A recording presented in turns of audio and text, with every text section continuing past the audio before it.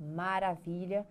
Nós vamos falar um pouco sobre a lei de execução penal, obviamente sobre a execução penal como um todo, porque quem trata de execução penal também é o processo penal, tá? Então, todas as vezes que os concursos vão pedir a respeito de execução penal, eles trazem a cobrança ligada ao processo penal. Nós precisamos entender o seguinte, o Código de Processo Penal fala na questão da execução da pena, mas nós temos uma legislação específica que trata de forma contundente com relação à execução da sua pena ou à execução da pena, que é a Lei 7210 de 84, tá? Então, essa lei, que é a Lei de Execução Penal, ela vai, então, tratar do que deve ser feito dentro da execução. Então, fazendo aqui um apanhado de situações. Todas as vezes que a gente fala da execução da pena, o sujeito já está em cumprimento. Então, o que que nós vamos entender?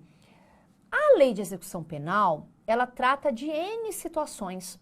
Ela vai tratar de direitos e deveres do reeducando. Então, para nós aqui, quando o sujeito ele está em cumprimento da sua pena, quando ele está executando a sua pena, ele tem a denominação de reeducando e ele não deixa de ter direitos e garantias, mas também deveres durante esse cumprimento dessa pena.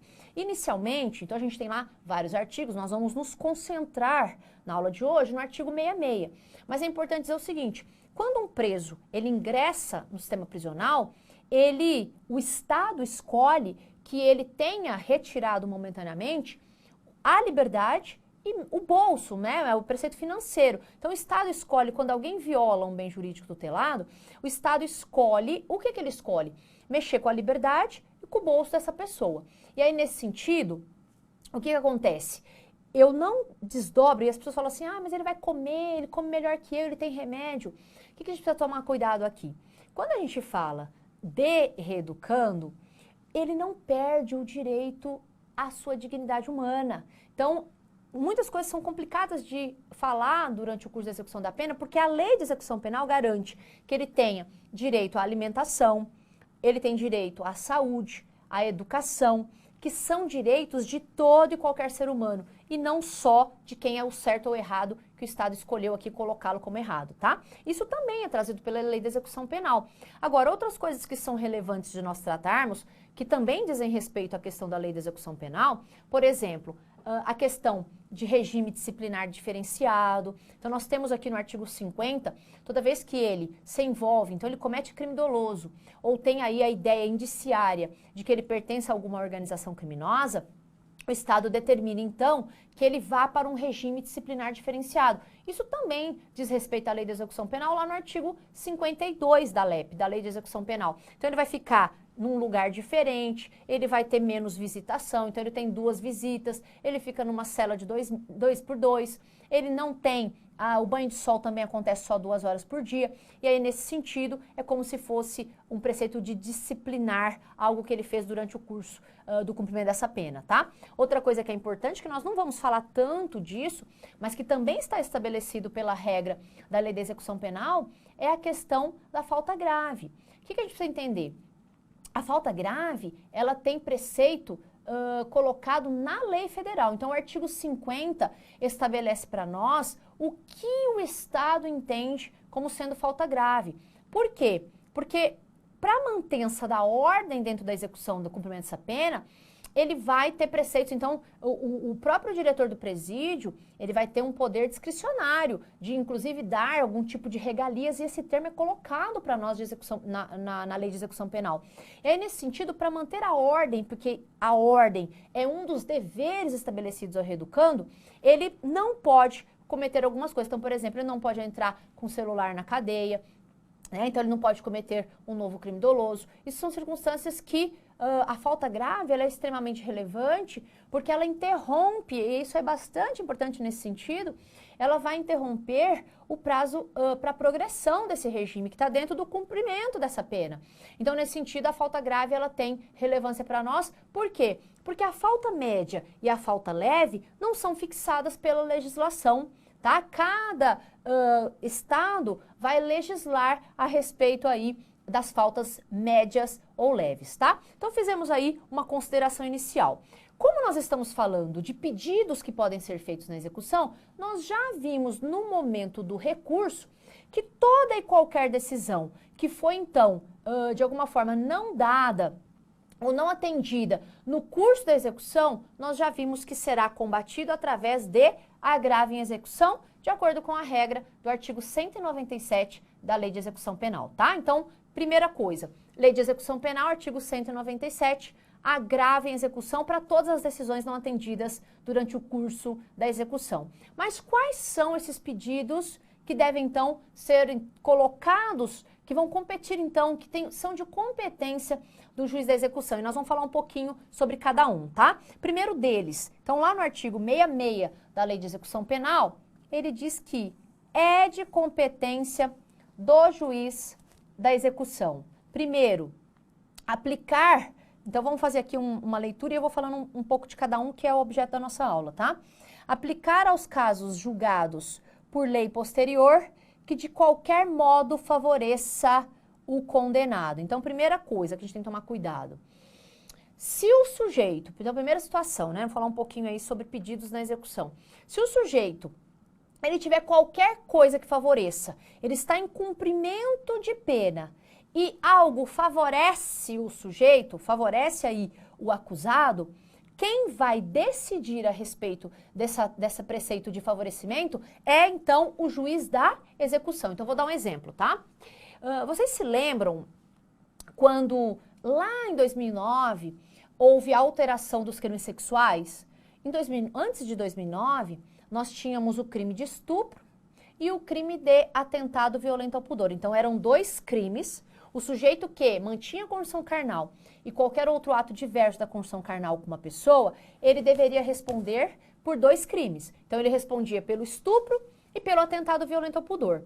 Então, vamos fazer aqui uma situação hipotética. Ele era primário, ele tinha, então, uma pena de 12 anos.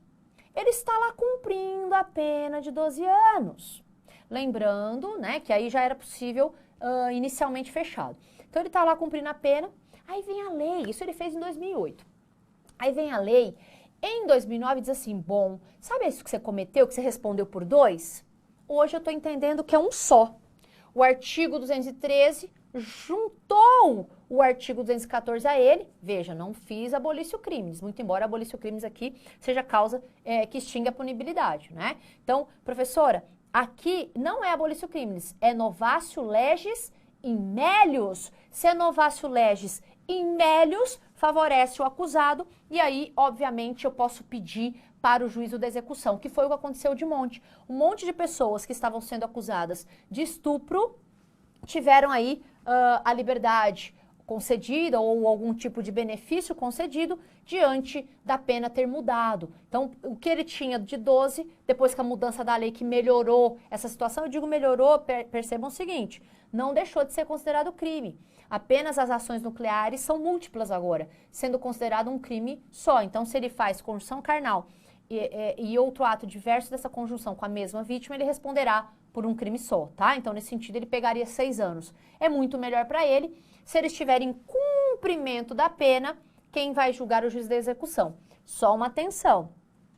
Se isso acontece em fase recursal, eu tenho que pedir para, obviamente, o juiz, aliás, o tribunal correspondente, tá? Se essa questão acontece no curso da tramitação processual, para o juízo competente, tá? Então, tem que tomar cuidado, porque muitos concursos gostam de perguntar que peça que nós podemos pedir aí, em que momento nós podemos pedir a questão da novatio legis in melius. Isso pode acontecer para o juiz, pode acontecer para os tribunais, pode acontecer em execução e pode acontecer em habeas corpus. Tudo bem? Segunda situação, quando estiver aí, eu vou dar um exemplo já disso aqui, quando declarar extinta a punibilidade. Então, quando favorece e quando declara extinta a punibilidade. Vou dar um exemplo. Nós temos lá no artigo 107 um rol exemplificativo que tem bastante significado para a gente, que é bastante incidente na esfera prática. Então, ele coloca lá, são causas que extinguem a punibilidade. Morte do agente, abolício crimes, perdão do ofendido nos casos que a lei permite, perdão judicial, renúncia ao direito, lembra disso? Então, o que eu quero deixar consignado aqui? Nesse momento, ele está cumprindo a pena. ele já cumpriu a sua pena, porque se ele já cumpriu, eu não estou falando mais com o juiz da execução, concorda? Então, se o problema trouxer para vocês que existiu uma causa extintiva da punibilidade durante o cumprimento da pena, o juízo competente será então o da execução, tá? E aí, por que é importante falar isso? Quando a gente fala de extinção de punibilidade, pode acontecer a prescrição executória, né? Pode acontecer a prescrição mesmo. Só tomar cuidado que prescrição aqui, eu tenho prescrição antes, né, do trânsito. Se ele já está cumprindo a execução, eu não falaria em causa extintiva da punibilidade. Olha só um exemplo clássico que aconteceu recentemente. O sujeito foi condenado e estava começando a cumprir a sua pena, quando então ele recebeu a progressão de regime, que nós vamos falar daqui a pouquinho, quando então ele já recebeu a progressão de regime, saiu, né, ele foi para o regime aberto, quando ele foi para o regime aberto, teve aí um acerto de contas e mataram, alguém matou essa pessoa, né, esse reeducando na rua. Vejam, o que aconteceu aqui? O juiz da execução, ele não voltou, né, ele nem voltou e nem vai voltar. Ele não foi assinar, porque como ele estava em regime aberto, ele não voltou para assinar essa causa aí relativa à progressão. E aí o que aconteceu? O juiz da execução falou, mas ele não está assinando, né? E aí soube, ou ele teve a notícia de que o sujeito morreu. Nesse caso, ele declara extinta a punibilidade pela morte do agente. Como ele estava em cumprimento da pena, quem vai declarar é o juiz da execução, tá? Porque pode acontecer o seguinte, eu posso ter recorrido e esse réu pode morrer. Então, se eu recorro, por isso que eu quero que vocês entendam que as causas extintivas e que favorecem, elas podem acontecer não só na execução. Então, por exemplo, eu posso ter extinção da punibilidade na fase pré-processual, na fase processual, na fase de execução e depois do trânsito. Tudo bem? Então, aqui, ele está em cumprimento da pena. Se ele morre, o juiz da execução vai ter que, então, determinar para nós essa causa extintiva da punibilidade, tá bom? Mais duas outras coisas aí que são extremamente importantes que dizem respeito à nossa aula de hoje.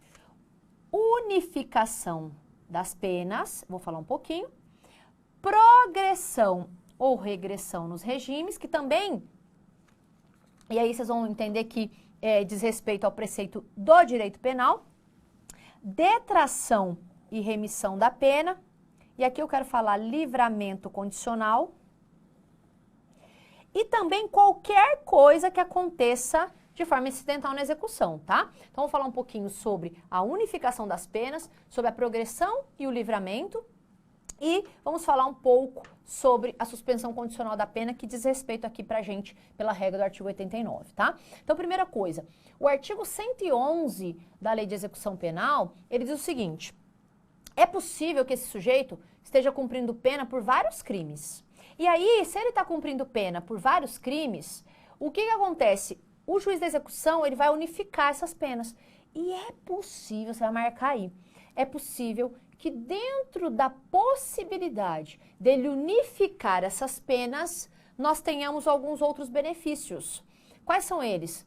O crime continuado. Então, ele tem lá vários crimes, ele foi processado. Quando ele entra para a execução junta tudo, né? E aí, o que acontece? Na hora de juntar, o juiz pode ver que ele foi processado em Santo André, São Bernardo e São Caetano numa sequência. Na hora de unificar as penas, o juiz da execução pode evidenciar aquela questão da continuidade delitiva. Lembra da continuidade delitiva lá na regra do artigo 71 do Código Penal? Isso é possível também de ser feito pelo juiz da execução, tá? Então, na hora que ele vai comutar, ele soma essas penas, então ele vai somar, cuidado, né, que essa questão de soma diz respeito também aos regimes que são compatíveis, então ele fez lá o regime compatível e colocou, unificou a pena. Eu posso unificar tanto para mudar o regime, tá? Cuidado com isso. Posso também mudar o regime nesse sentido e também posso definir a continuidade delitiva, tá? Progressão e livramento. Então, vou falar um pouquinho sobre os dois. Eu quero até colocar aqui, fazer um quadrinho. Então, nós vamos ter progressão de regime e livramento condicional. Então, aqui nós temos progressão de regime no artigo 112 da LEP e temos livramento no artigo 131 e seguintes da legislação, tá? Como nós temos pedidos, progressão de regime e livramento condicional, como são pedidos que serão feitos no curso da execução, às vezes os concursos gostam de pedir porque eles se assemelham, tá? Ambos têm ou terão requisitos objetivos e subjetivos, tá? Aqui é a mesma coisa, tenho requisitos objetivos e subjetivos. Obviamente que são distintos, inclusive para preceito de regressão. Quando eu estou falando de progressão de regime, o que a gente tem que entender? Ele está em um regime de cumprimento de pena e vai passar para outro. Então, por exemplo, ele está no fechado, obviamente que hoje nós temos quase todos os crimes que comportam a progressão de regime, então ele vai lá. Progrediu do fechado para o semiaberto para o aberto. O requisito objetivo, ele diz respeito à quantidade de pena. Então, tem que tomar cuidado aqui, ó, vou até fazer de vermelhinho. Nós vamos dividir a quantidade de pena em crimes comuns e crime hediondo, certo? Por que que nós vamos separar? Porque antes não era possível a questão de progressão para os crimes hediondos. Então, se o crime é comum, ele vai ter que cumprir 1/6 dessa pena. Não importa se o réu é primário ou reincidente, ele cumpre 1/6 da pena e, unido aos requisitos subjetivos, ele pede ou ele progride de regime. Então, por exemplo, ele cometeu um crime de roubo. Então, o crime tem lá 5 anos e 4 meses, certo? Ele cumpre 1 ano, porque é 1/6, 1 ano dessa pena, um pouco menos, né? 1 ano dessa pena, unido aos requisitos subjetivos, e aqui o requisito subjetivo para progredir de regime é que ele tenha um bom comportamento carcerário atestado pelo diretor do presídio, que é o BI, o boletim informativo, ele junta na execução e ele pode progredir de regime. Com relação aos crimes hediondos, nós vamos separar os réus primários e réus reincidentes, tá? Então, o réu que é primário, ele cumpre 2/5 e o réu hediondo reincidente, ele cumpre 3/5 dessa pena, devendo de igual forma ter aí o bom comportamento carcerário. Então, nós vamos unir aqui, ó, requisitos objetivos e subjetivos, tá? Lembrando que aqui ele precisa ter um bom comportamento carcerário atestado, vou pôr bom comportamento carcerário atestado pelo diretor do presídio, tá? Lembrando que no hediondo eu separo o primário do reincidente, a contagem do requisito de pena é diferente, tá bom? Agora, Priscila, na progressão de regime, ele não perde tudo aquilo em regra que ele já cumpriu. Então, ele tem um direito adquirido. O que ele vai fazer é regredir quando ele comete um novo crime doloso no cumprimento. Por quê? Porque no livramento condicional, se ele, de alguma forma, comete um novo crime doloso no curso do cumprimento, ele perde tudo aquilo que ele ficou na rua. Por quê? Porque progredir de regime é uma coisa, ele vai ficar dentro do estabelecimento prisional, ou seja, estabelecimento agrícola, industrial, ou casa de albergado, ou penitenciária. Então, ele está sob a custódia do Estado. No livramento condicional, ele vai para a rua. Então, ele vai ter que cumprir mais pena, tá? Então, olha só. O requisito objetivo do livramento já é diferente porque ele tem que cumprir mais pena. Então, vamos colocar até de azul. Então, aqui, ó, para que ele possa ter livramento, nós vamos separar crime comum e hediondo. Lembrando que, se o crime é comum, ele vai ter que cumprir mais de 1/3 da pena se ele for primário e se ele for reincidente, mais da metade dessa pena, tá? Agora, se for hediondo, ele for primário, ele tem que cumprir mais de 2/3 dessa pena, é bastante pena. E se ele for hediondo em crime específico, não caberia aí pela regra doutrinária. Outra coisa importante, com relação ao livramento, ele tem, além de ter que ter o bom comportamento carcerário, ele também tem que ter a questão de reparar o dano, tá? Então, com relação ao livramento condicional, ele precisa também reparar o dano ou, de alguma forma, comprovar a impossibilidade de fazê-lo, tá? E gravem bem isso, que isso cai bastante em concurso. Se ele está em livramento condicional e cometeu um novo crime doloso no curso do livramento, ele perde todo o prazo que ele ficou na rua. Então, vou dar um exemplo aqui, tá? De um caso real. O sujeito estava em livramento há 8 anos por um crime de homicídio, aliás, vários homicídios, tinha, né, se ressocializado da maneira possível aí, foi buscar o filho numa balada, encontrou um amigo, esse amigo estava baleado, ele foi pedir socorro para um amigo, apresentou a arma que estava com o amigo, fez aí um constrangimento ilegal e foi processado por porte de arma. Esses 8 anos que ele ficou na rua, ele não vai mais poder ter livramento pelo crime que ele estava solto, né? Que ele estava livre mediante certas condições, porque uma das condições é de que ele não voltasse a delinquir, e nesse sentido, ele cometeu um novo crime doloso. Então, esses 8 anos é como se ele não tivesse passado por esses 8 anos, ele volta para o regime anteriormente adotado, não podendo mais livrar-se solto por esse crime, podendo somente por esse crime ter a progressão, tá? Então, tem bastante diferença nos efeitos aí da regressão, tá bom? Outra coisa importante aqui que nós vamos falar rapidamente. Nós temos a detração e a remissão. A detração, vou até colocar aqui. Detração é a primeira coisa que se faz quando o sujeito chega para cumprimento de pena na fase de execução, que é diferente de remissão e a concedilha mesmo, tá? Que é abatimento, não remessa, porque remissão com 2 S remete. A detração aqui, estabelecida como regra no 42, é o abatimento aí da pena, o cômputo da pena provisória. Então, quando ele fica 1 ano, por exemplo, preso, provisoriamente aguardando para ser julgado, nós temos a hipótese de abatimento para que, então, ele veja quanto de pena falta e ele passa, então, a cumprir o que falta, tá? Então, por exemplo, ele pegou uma pena de 5 anos, ficou 1 ano preso, provisoriamente aguardando a sentença. Esse 1 ano é abatido e falta, então, tudo vai ser contabilizado do que falta na pena dele. Já a remissão, ela tem guarida na LEP. A detração também, mas a remissão é somente na LEP. O artigo 126 diz que nós teremos, aliás, o reeducando terá a remissão pelo estudo e pelo trabalho, tá? Coisinhas importantes e rápidas para a gente tratar. No trabalho, a cada 3 dias trabalhados, todo mundo lembra disso e é bastante importante. A cada 3 dias trabalhados, ele vai ter o abatimento de 1 da sua pena, tá? Só que tem que tomar cuidado, porque pelo trabalho só vai abater no regime fechado e no semiaberto. Por quê, Priscila? Porque no regime aberto ele tem a obrigação de provar a sua subsistência. Então, seria aí uma exigência para que ele pudesse ter a possibilidade de ter, então, o regime aberto, tá? Então, pelo trabalho, ele só vai abater no regime fechado e semiaberto.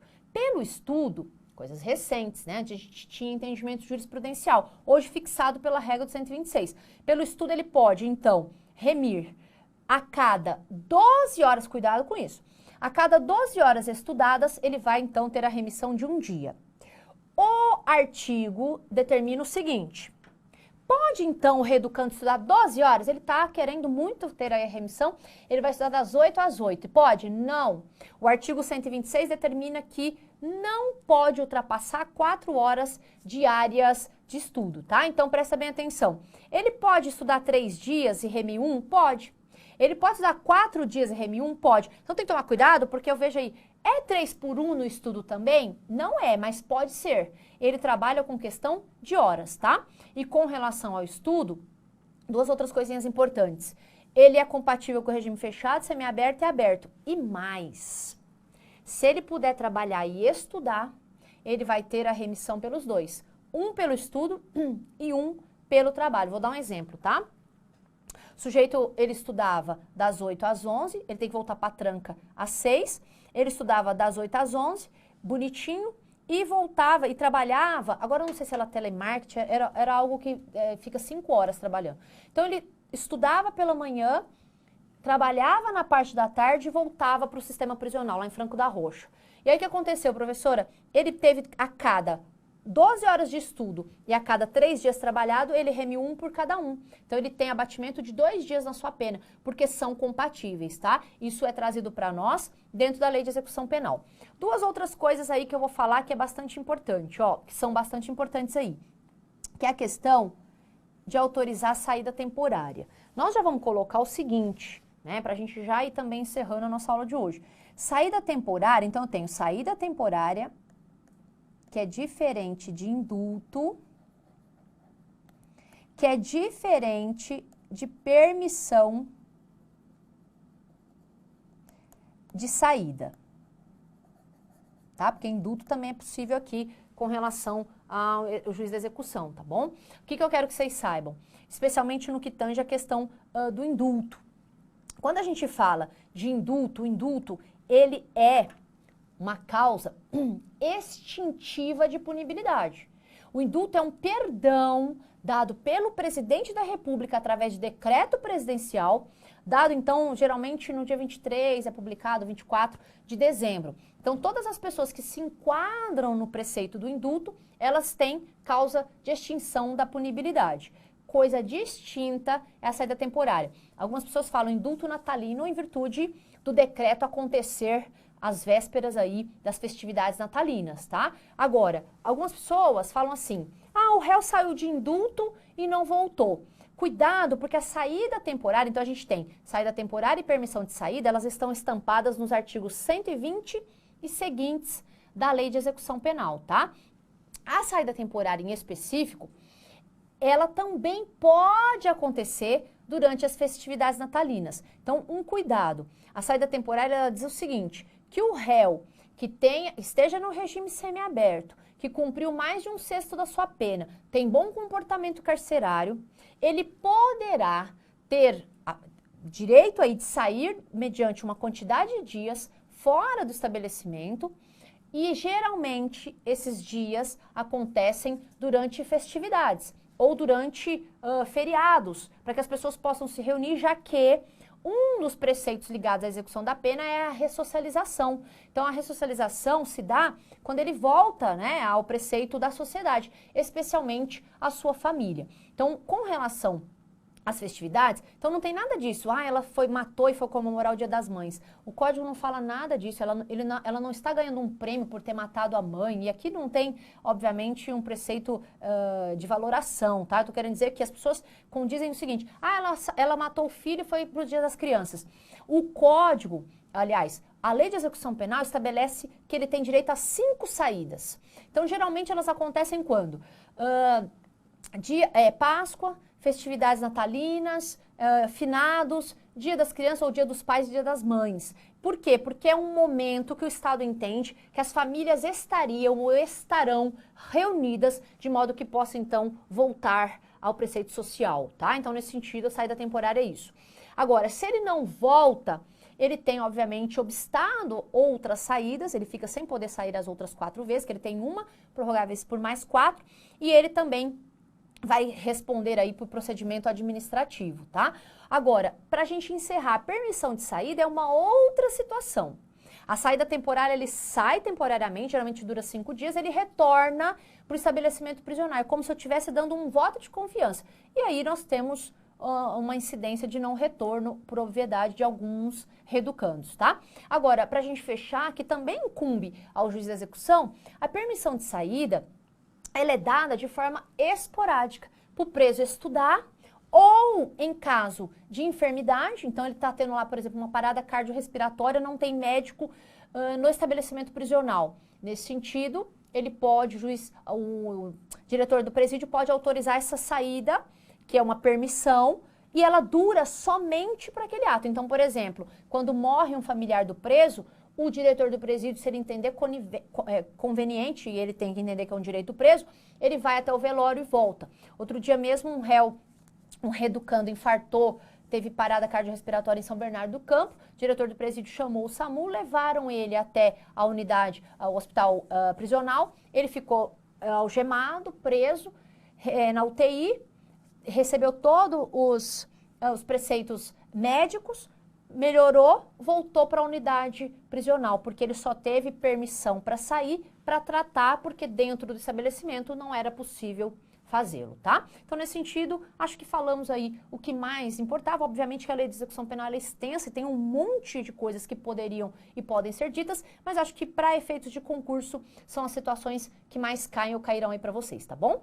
Quero finalizar agradecendo a confiança, estou à disposição para qualquer questionamento, desejo que vocês façam aí uma excelente prova, contem sempre conosco aqui do LFG, um beijo grande e até a próxima. Tchau, tchau!